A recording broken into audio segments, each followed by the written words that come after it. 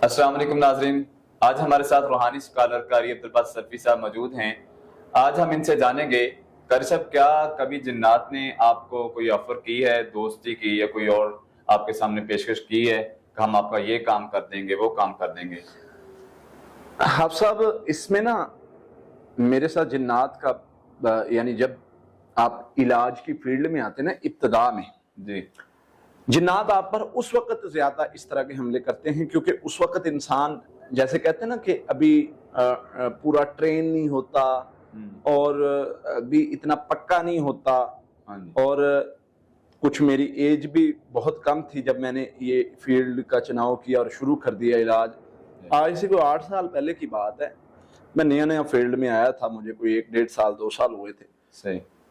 हमारे ना इलाके में एक औरत थी जिसमें जिन्न आता था। अभी भी मुझे याद है, वाकयात बहुत हैं जिन्नात के, ऑफर्स के, दोस्ती के, बड़े वाकयात हैं, लेकिन मैं आपको ये वाकया अपना जाती तजर्बा आपको सुना रहा हूँ।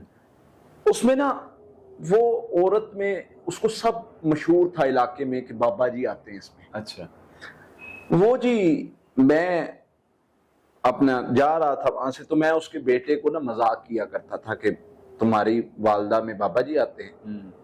एक दिन मैं जा रहा था ऐसे ही, तो उसने मुझे पकड़ लिया, कहता आजो बाबा जी आए हुए हैं, आजो हाजिरी हुई है, तुम्हें भी दिखा दूं। मैं चला गया, मैं गया हूं तो वो उन्होंने जनाब काफी लोग बैठे हुए थे, तो वो लोग हैरान हो रहे थे कि ये लोग तो मानते ही नहीं है इन लोगों को, ये तो अकीदे के लिहाज से बड़े पुख्ता माने जाते हैं, और ये बच्चा तो तौहीद की दावत देने वाला है, ये किधर यहाँ पर आ गया। खैर मैंने उनको, जब मैं गया हूँ सलाम किया तो उसने मुझे पहचान लिया, कहता इधर आओ बच्चा, मेरे करीब बैठो। लोग देखें, काफी औरतें थी, मर्द थे, 8-10 40-50 औरतें थी। तो वो कहें कि जी हम 2-2 घंटे के बाद बैठे हैं, बाबा जी ने इसको इधर बिठा लिया। वो औरत जिसको वो बाबा जी कहते थे कि इसके अंदर जिन्न आया, वो बाबा जी है। अच्छा। वो जनाब, मैं बैठ गया, मुझे कहता कैसे आया, क्या काम है? मैंने कहा मुझे काम नहीं है, मैंने चेक करना है, तू कौन है, क्या मकसद है तेरा। उसने अपना तारुफ करवाया, मैं मुसलमान जिन हूँ, फलां वगैरह वगैरह। मैंने उससे कहा कि तुम अगर मुसलमान जिन हो तो क्यों आए हो। खैर बातचीत चली, उसने मुझे कहा तुम बदतमीजी कर रहे हो, इतने सवाल कर रहे हो, हम तुम्हारी टांग तोड़ देंगे, ये कर देंगे वो कर देंगे। मैंने एक पेंसिल निकाली, मुझे अभी भी याद है, मेरे पास ना पॉइंटर हुआ करता था ब्लैक कलर का, तो मैंने उसको निकाल के ऐसे फेंक दिया। मैंने कहा इसको हिला दो, तुम इतने बड़े जिन बनने का बने फिरते हो, तुम इसको ना उठा के फेंक दो भाई। मुझे कहता था मैं तेरी टांग तोड़ दूंगा, अच्छा, मैं तुझे ये कर दूंगा, तू मुझे जानता नहीं, वो वगैरह। मैं कहा जी टांग मेरे अल्लाह के हुक्म। अच्छा, थोड़ा थोड़ा मुझे खौफ था, इब्तदाई साल थे ना तब। इब्तदाई साल, और एक फितरत है। अल्लाह ने भी हज़रत मूसा अलैहिस्सलाम को कहा था ला तखफ इन्नका अंतल आला, कामयाब आपने उन्हें, लेकिन खौफ नहीं खाना। खौफ एक नेचुरल फीलिंग थी, लेकिन मुझे खौफ को मेरे को खत्म करने के लिए मेरा तवक्कुल ज्यादा मजबूत था। सही, माशाल्लाह। तवक्कुल आपका जो है ये आपके खौफ को खत्म करता है, आपका बिलीफ सिस्टम जो है ये आपके खौफ को खत्म करता है। मैंने जनाब उनसे कहा, मैंने कहा ठीक है तोड़ दे, अगर तू अल्लाह की मर्जी, ये मुझे अभी भी अल्फाज याद है वल्लाह, इन्हीं अल्फाज के साथ मैंने कहा अगर अल्लाह की मर्जी के बगैर तू तोड़ सकता है ना तो तोड़ दे मेरी टांग। अच्छा।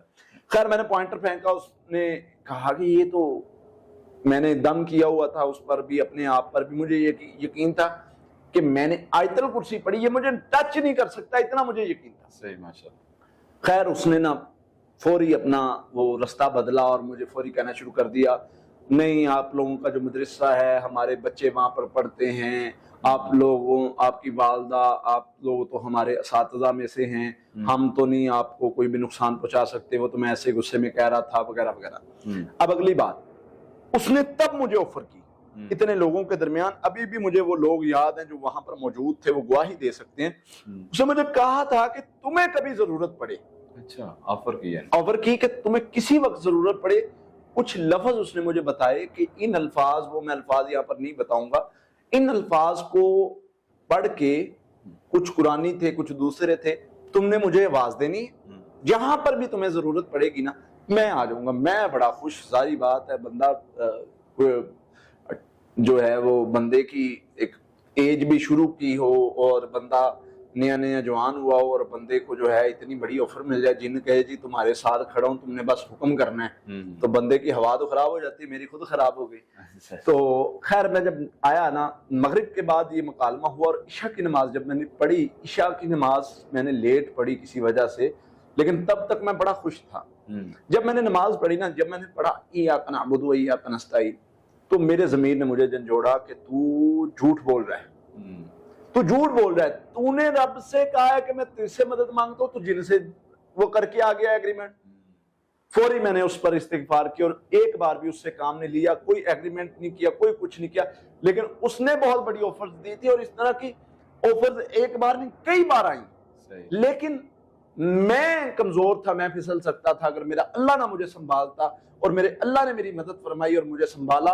और इनकी ऑफर्स से बच के मैं अल्लाह की ऑफर्स पर लगा रहा कि जो वमन यतवक्कल अल्लाह फहुवा हस्बुहु, अल्लाह की ऑफर है, तवक्कल करोगे मैं काफी हो जाऊंगा। वो तवक्कल किया, उस ऑफर से फायदा उठा रहे हैं और अल्हम्दुलिल्लाह हजारों नहीं लाखों मरीजों का इलाज किया है इसी ऑफर से फायदा उठाते हुए। और अल्लाह की मदद आई भी है, आती भी है और आती भी रहेगी इंशाअल्लाह। बहुत शुक्रिया। قاتلوهم يعذبهم الله بأيديكم